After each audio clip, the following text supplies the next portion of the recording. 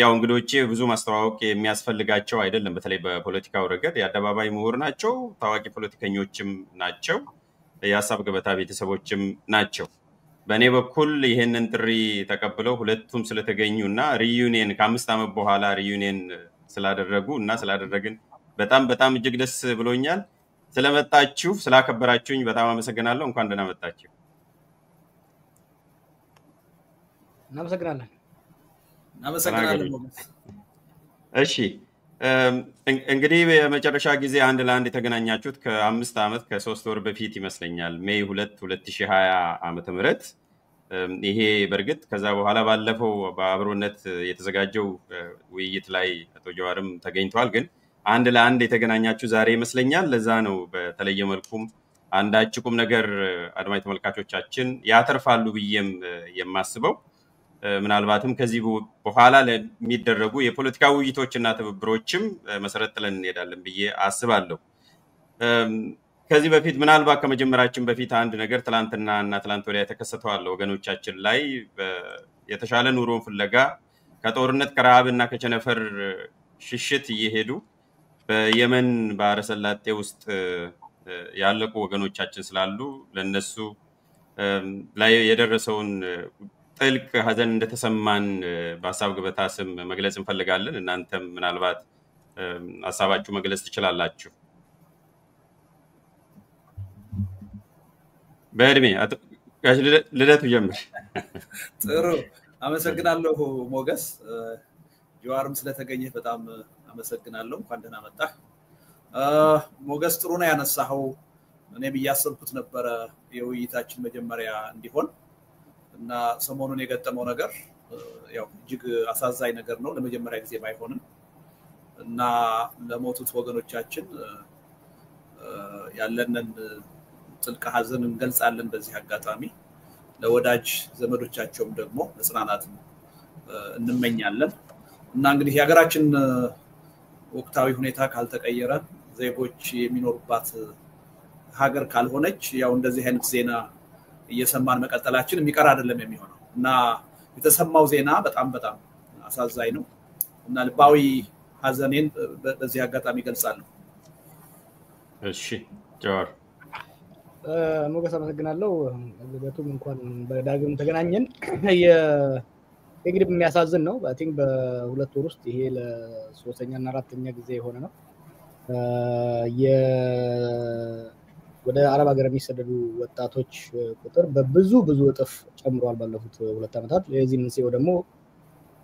ዋነኛው በጦርነት ምክንያት የጦርነት እየሸሹ ይሄዱ በተጨማሪ ደግሞ እየተባባሰ የመጣውን የኑሮ ውድነትና ስራ ጦት ለመቋቋም ወጥቷቸው የሚሄዱ ናቸው ለዚህ ማስረጃው አብዛኞቹ ልጆች ከትግራይ ከአማራ ክልልና ከኦሮሚያ ክልል የሚሄዱ ወጣቶች ናቸው what do they have in common እነዚህ ሶስቱ ክልሎች ጦርነት የወለደው አስከፊ ድህነት ነውና የጦርነት ካልቆመና ኢኮኖሚው እስካላንሰራራ ድረስ ሳድሊ እንደዚህ አገራቸው ላይ በጦርነት ይረክፋሉ ራብ ይረክፋሉ ከዛ ለማምለስ ሲሄዱ ደግሞ በጦርነት ይረክፋሉ ይሄ ይቀጥላል ለዚህ ነው ለውጥ ማምጣት አስፈላጊ ሆኖ የሚታየው ነፍስ ይማር ቤተሰቦቻቸውንም አላህ ያበረታታቸው ላለው እሺ በጣም አመሰግናለሁ እንግዲህ ካዘኑ ባሻገር እንዳልከው የሀገራችን ገጽታና መገለጫም እየሆነ መጥቷል በየለቱም ሻማ ያበራንና ያለቀስን ብቻ መቀጠሉ መሰረታዊ ለውጥ ያመጣም የሚል ነው እንግዲህ እሱን በዛ እንያዝና ተመልሰንም ሌሎች ጉዳዮችንም በሌላ መልኩ ስለምንመጣበት እስቲ እንደ መነሻ እንዲሆነን የመጀመሪያ ጥያቄ ኢትዮጵያ ያለችበትን ሁኔታ ለመገምገምም ለማወቅም እንዲመች ቀጥታ ወደ ሌላ ጉዳይ ከመግባታችን በፊት የዛሬ 5 ዓመት አንተና ተወልደቱ ስትገናኙ ሁለታችሁ ስትገናኙ በነበረችው ኢትዮጵያና ዛሬ ባለችው ኢትዮጵያ መካከል ያለው አንድነትና ልዩነት ምንድነው ከዛ ብንጀምር የተሻለ ነው የሚሆነው ሁኔታ ግምገማ መሰረት ስለሚጥልልን ከዛ ብንነሳ የተሻለ ነው የሚሆነውና አንዳችሁ መጀመር ትችላላችሁ ከጀዋር እንጀምራለን እሺ አይ ቲንክ ያኔው ኢትዮጵያ ማውደር ራሱ ይቻላል ያኔው ኢትዮጵያ መጣ የዛሬው ኢትዮጵያ መጣ ራሱ እንተዋወቃለን ወይ ብላ ነው የምትጠይቀው ምክንያቱም ያኔ የፈራነው ስጋት በጥፍ ድርብ ነው የመጣው የዛ ጊዜ አሁን ሁሉ የሚደጋግሙን ነገር መስከረም በኋላ ህጋዊ መንግስት አይኖርም ይሄ ደግሞ ሀገርን ወደ መስቀልቅልነት ያስገባል ብለን ማስተካከያ ስናደርግ ሲቀልሉ ነበር እስካሁን ራሱ ሲቀልሉ ሳይ በጣም ይገርመኛል ያ የነበረው ኮቪድ የፈጠረውን እድል ተጠቅሞ ወደ ግጭት እየሄደ የዛ ጊዜ ግጭት አልተስፋፋም ነበር በምዕራብ ኦሮሚያ አካባቢ ወለጋ አካባቢ እንጂ በትግራይ ቴንሽን ብቻ ነው እንጂ ወደ ጦርነት አልተገባም ነበር ከዛ ወዲህ ነው እንግዲህ ትግራይ ውስጥ ያን ሁሉ ህዝብ የፈጀ ሀገርን ያደቀቀ ጦርነት ካሄደ ኦሮሚያ ውስጥ በምዕራብ በኩል ጀምሮ የነበረው ጦርነት ክልሉን ሙሉ በሙሉ አዳረሰ አማራ ክልል ፈንድቶ አሁን በምናየው ሁኔታ ነው ያለው የጦርነቱ ኢትዮጵያ ጦርነቱ ቆይታለች ለረጅም ጊዜ ግን እንደባለፉት 7 አመታት ሀገር አውዳሚ ህዝብ አውዳሚ ጦርነት ሆኖ አያውቅም ይሄ ደግሞ የሀገርን ካፓሲቲ የመንግስትን ካፓሲቲ በጣም አዳክሞታል ከዚሁ ጋር ተያይዞ የኢኮኖሚክ መሽቆልቆሉ የኢኮኖሚ ውድቀቱ ከተጠበቀው በላይና በጣም አደገኛ ሆነበት አሁን ለማንም መንገር አስፈላጊ ያልሆነበት ሁኔታ ውስጥ ገብተናል የሴኩሪቲ ረገድ በሀገራችን ምናልባት ለመጀመሪያ ጊዜ ዜጎች በዋና ከተማ ዙሪያ ያሉ ዜጎች በጠረፍ ሪሞት ኤሪያ ምንለው ፐሪፌሪያል ምንለው ሳይሆን ዱሮ ሴኩር የሆነ የሃይላንድ ፕላቶ ሴትለር የሆነ ሴትልድ ካልቸራሊስት የሆነ ማህበረሰብ አርሶ የማይገባበት ነጋዴ ወጥቶ የማይገባበት ከዚህ ጋር ተያይዞ የሀገር ውስጥ ንግድ የሀገር ውስጥ እርሻ ምርት የቀነሰበት የውጭ ኢንቨስትመንት የደረቀበት ይሄ ኢኮኖሚን በጣም ያዳከመበት ሁኔታ ያለው ሶስተኛውና ትልቁ ውድቀት ደግሞ የዲፕሎማሲ ውድቀት የዲፕሎማሲ ውድቀት ብዙ ጊዜ አቴንሽን ሰጥተን አልተወያየ ነው ኢትዮጵያ አሁን ያለችበት የዲፕሎማሲ ውድቀት it's incredible ኢትዮጵያ ያኔ እኛ ውይይት ስናደርግና ፓርትን ስናደርግ ገና ነበር እየጀመረ ያለው ኢንፋክት ኖቤል ሽልማት የተገኘበት ብዙ ነገር የሚደረግበት ጊዜ ነበር ከዛ ወዲህ ግን አንከር ስቴት ወይም የዛክ አካባቢ የጸጥታና ደህንነት ምሰሶ ተብላ በመስራቅም በመራቡም የሚፎካከሩባት ሊዛመዷት የሚፎካከሩባት ሀገር ዛሬ ውልቅልቋ ወጥቶ የአካባቢው የጸጥታ ችግር አምራችና አከፋፋይ ኤክስፖርተር ኦፍ ኢንሴኩሪቲ ወደሚል ገብተው ያኔ ፓራያ ስቴት ሲባሉ የነበሩ እንደ ኤርትራ አይነት የአካባቢው የመረጋጋት ተምሳሌት እየሆኑ ኢትዮጵያን ለመተካት የሚሄዱበት ኬንያ የዲፕሎማቲክ ድሮ እንግዲህ እንደምታውቀው የአፍሪካ ህብረት ስላለ ብቻ ሳይሆን ካለው ስቴት ጥንካሬ የተነሳ ኢትዮጵያ የምስራቅ አፍሪካ ዋና የዲፕሎማሲም የሴኩሪቲም ማዕከል ነበር አሁን ግን የዲፕሎማሲ ማዕከሉ ወደ ናይሮቢ ሄዷል የሴኩሪቲ ማዕከሉ ወደ ላይ አካባቢ ነው እየሄደ ያለው ድሮ ሶማሊያን ለማረጋጋት ኢትዮጵያ ነበር የምትጠራው ሱዳን ለማረጋጋት ኢትዮጵያ ነበር የምትጠራው ደቡብ ሱዳን ለማረጋጋት ኢትዮጵያ ነበር የምትጠራው ዛሬ ሱዳን ሲጠራ ኢትዮጵያ ያለ መረጋጋቱ አካል ተብላ ነው የምትጠራው ከጅቡቲ ጋር ግጭት ነው ያለው ከሶማሊያ ጋር ግጭት ነው ያለው ከኬንያ ጋር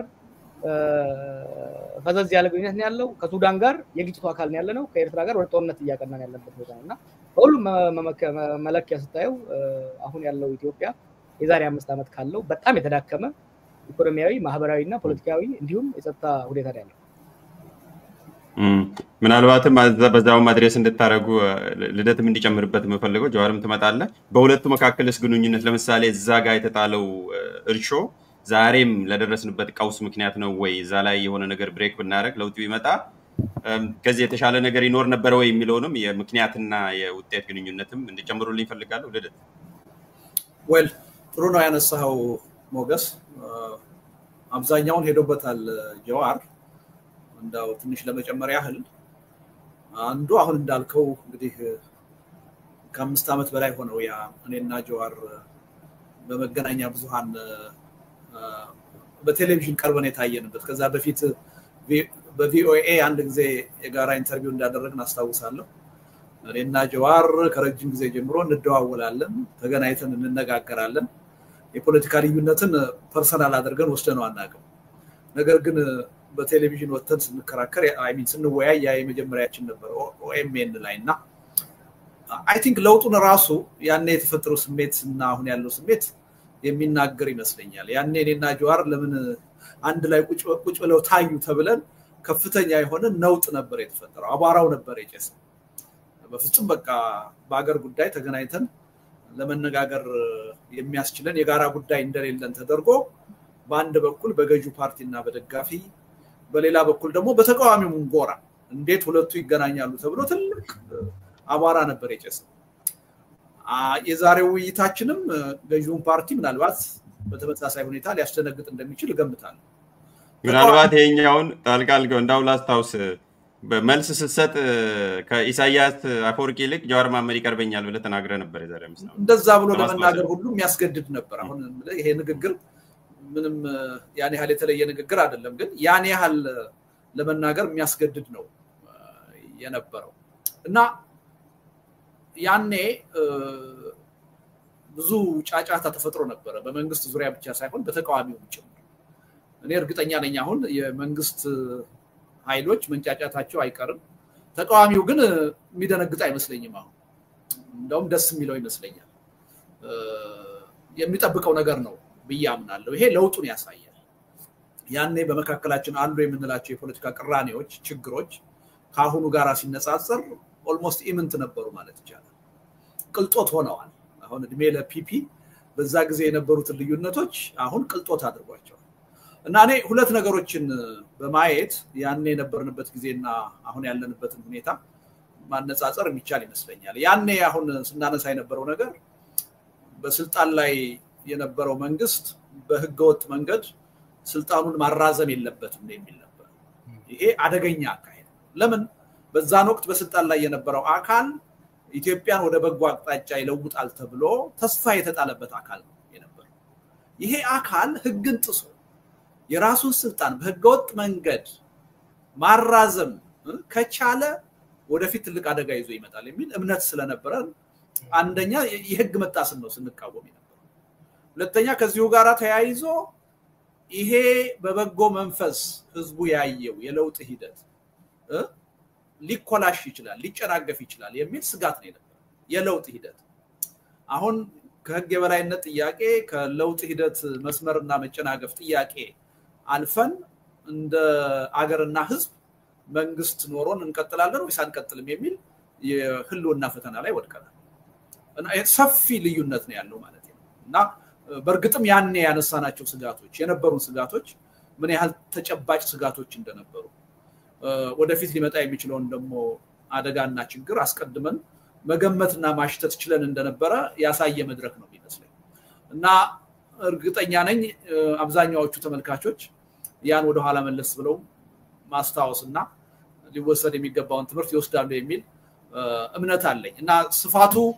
ከፍተኛ ነው ማለት እችላለሁ ነገር ግን እንደው በዚህ አጋጣሚ ሞገስ አንዳንድ ሚዲያዎች ላይ አንዳንድ ትችቶች ከዛ መድረክ ጋር ተያይዞ ሲቀርቡ እሰማለሁ ጀዋርና ልደቱ ከመስከረም 30 በኋላ መንግስት አይኖርም ይፈርሳል ብለዋል እየተባለ ሲነገር እሰማለሁ እንደዛ አላልንም እኛ ልንልም አንችልም ያለው ህጋዊ የሚባል መንግስት አይኖርም ነው ያለው እንጂ በህገወጥ መንገድ መንግስት ሊቀጥል እንደሚችል እናውቅ ነበር በግልጽም ስንናገር ነው የነበረው ይሄን ሁኔታ ግን በተዛባ ሁኔታ ወስደው የመንግስት እድሜ ከመስከረም 30 በኋላ እንደሚያልቅለት እንደሚፈርስ አድርገን ያልተገባ ግምገማ እንዳደረግን የሚናገሩ ሰዎች አሉና እንደው በዚህ አጋጣሚ ሁኔታ ጉዳዩ ስለተነሳ ማረሙ ተገቢ ነው ብዬ ነውና ሰፊ ነው ለውጥ ለማለት ነው በአጠቃላይ